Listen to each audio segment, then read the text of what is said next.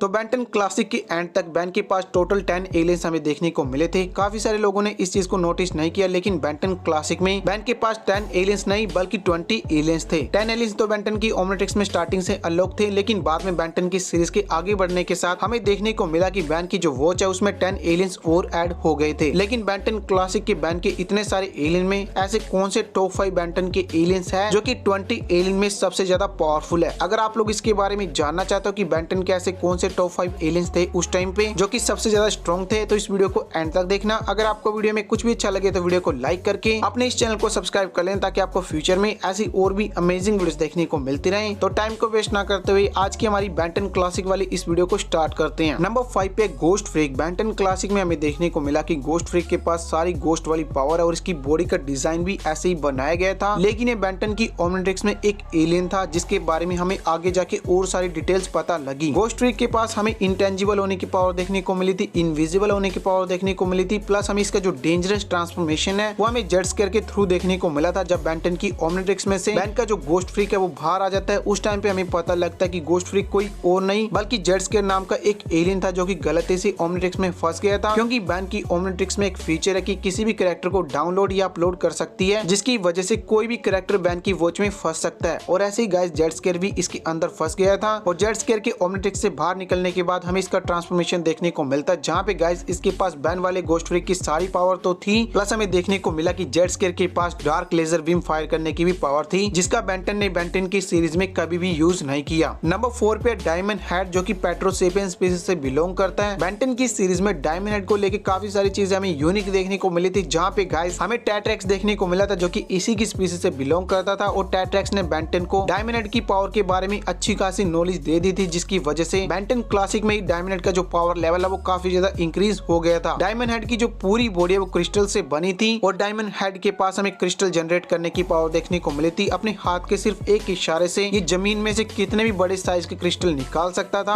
हालांकि सोचने वाली बात यह कि जमीन में से कैसे क्रिस्टल को निकाला जा सकता है, लेकिन इसका कोई भी ऑफिशियल आंसर नहीं दिया गया। लेकिन पेट्रोसेपियन ऐसा कर सकते हैं कि वो जमीन में से क्रिस्टल निकाल सकते हैं। ये सिर्फ अर्थ पे नहीं बल्कि हर एक प्लेनेट पे कर सकते हैं, यानी कि किसी भी ग्रह पे ये चले जाएं उस टाइम पे अपनी पावर का यूज कर सकते हैं। डायमंड हेड के पास हमें काफी यूनिक पावर भी देखने को मिली थी कि डायमंड हेड अपनी बॉडी को डिस्ट्रॉय होने के बाद दोबारा से रिक्रिएट कर सकता है, यानी कि डायमंड हेड की बॉडी को डिस्ट्रॉय करना लगभग नामुमकिन है। प्लस इसकी एज भी नहीं बढ़ती, क्योंकि क्रिस्टल की कोई एज नहीं होती, जिसकी वजह से इसकी भी कोई एज लिमिट नहीं है। नंबर 3 पे कोई और नहीं बल्कि टेट्रामैन यानी कि 4 आर्म्स की स्पीशीज के लोग हैं। ये काफी यूनिक एलियन हमें देखने को मिला था। जब बैन को स्टार्टिंग में 10 एलियंस की लिस्ट मिली थी उस टाइम पे बेंटन जो है 4 आर्म्स का ही सबसे ज्यादा यूज करता था, क्योंकि बैन को लगता था कि 4 आर्म्स बैन का सबसे स्ट्रॉन्ग एलियन है। क्योंकि बेंटन जो अपने एलियंस को फिजिकल बैटल के तौर पे चुनता था और 4 आर्म्स जो फिजिकल बैटल में सबसे स्ट्रॉन्ग माना जाता है। इसके पास हमें टोटल 4 हाथ देखने को मिले थे, जिनका यूज करके ये अपने ओपोनेंट पे काफी पावरफुल अटैक कर सकता था। क्योंकि इसका जो ओपोनेंट है वो इसके 2 हाथों को देख पाता था, लेकिन 4 हाथों को कंट्रोल करना काफी मुश्किल था। वहीं पे 4 आर्म्स जो काफी हाई जंप कर सकता था। इसके पास हमें टोर्नेडो क्रिएट करने की पावर देखने को मिली थी। प्लस 4 आर्म्स जो अपने चारों हाथों का यूज करके जमीन पे अटैक करके अर्थक्वेक भी जनरेट कर सकता था। इसके अलावा 4 आर्म्स जो अपने चारों हाथों का यूज करके सोनिक क्लैप की पावर का भी यूज कर सकता है, बिल्कुल हल्क की तरह। नंबर 2 पे कोई और नहीं बल्कि बेंटन का अपचक था। बेंटन जो इसका काफी कम यूज करता था। इसके पीछे के रीजन के बारे में बात करें तो अपचक के पास हमें काफी यूनिक पावर देखने को मिली थी कि अपचक जो है किसी भी चीज को खा के उसे एनर्जी बॉल के तौर पे रिलीज कर सकता था। और ये बैन को बिल्कुल भी पसंद नहीं आता था कि अपचक जो है किसी भी चीज को खा लेता है। वहीं पे अपचक जो है किसी भी अच्छी चीज को खा के एनर्जी के तौर पे रिलीज नहीं कर सकता था, जिसकी वजह से बैन को जो है काफी खराब चीजें यानी कि मेटल या फिर पत्थर ही खाने पड़ते थे, जिससे वो काफी पावरफुल एनर्जी जनरेट कर पाए। ये बेंटन का इतना पावरफुल एलियन है कि -10 वाले एपिसोड में इसने एक ऐसे डिवाइस को खा लिया था जिसके अंदर 2 सन की एनर्जी थी, लेकिन अपचक को इससे घंटा फर्क नहीं पड़ा था और अपचक ने उसे थोड़े ही टाइम में एनर्जी के तौर पर रिलीज कर दिया था। नंबर 1 पे कोई और नहीं बल्कि बेंटन का वेविक था। बेंटन क्लासिक में दिखाए गए सारे एलियन में इसकी जो बॉडी है सबसे जायंट थी और इसी की वजह से इसकी strength level, durability level, speed वगैरह सबसे ज्यादा थी और बेंटन क्लासिक का ये अब तक का सबसे स्ट्रॉन्ग एलियन था। इसके पास इसकी बॉडी जायंट होने के अलावा हमें काफी यूनिक पावर देखने को मिली थी कि इसके जो हैंड है उस पे काफी यूनिक शार्प ब्लेड्स थे, जिनका यूज करके किसी भी चीज को कट कर सकता था। बेंटन क्लासिक में वेविक जो बेंटन का इकलौता ऐसा एलियन था जिसने विलगैक्स को 1-on-1 मैच में डिफीट किया था। वेविक की सबसे मेन पावर की बात करें तो इसके पास कॉस्मिक पावर है, जो कि हमें बेंटन क्लासिक में देखने को नहीं मिली थी, लेकिन बेंटन एलियन फोर्स के बाद हमें इसकी पावर काफी बार देखने को मिली थी, जिसका यूज करके बेंटन जो है अगर चाहे तो पूरी की पूरी सिटी या पूरे प्लेनेट को भी डिस्ट्रॉय कर सकता है। तो ये थे बेन 10 क्लासिक के बैन के ऐसे टॉप 5 एलियन जो कि सबसे ज्यादा स्ट्रॉन्ग थे। इनमें से आपका फेवरेट एलियन कौन सा कमेंट करके मुझे बता देना। लेकिन अगर आप लोग इसी लिस्ट में किसी और एलियन को ऐड करना चाहते हो, इस वाले एलियन को निकाल के, तो आप लोग वो भी नीचे कमेंट करके मुझे बता सकते हो। और अगर आपको वीडियो में कुछ भी अच्छा लगा तो वीडियो को लाइक करके आपके अपने इस चैनल को सब्सक्राइब कर लें, ताकि आपको फ्यूचर में ऐसी और भी अमेजिंग वीडियोस देखने को मिलती रहे। तो चलिए फिर मैं मिलूंगा आपसे हमारी अगली वीडियो में, तब तक के लिए बाय बाय।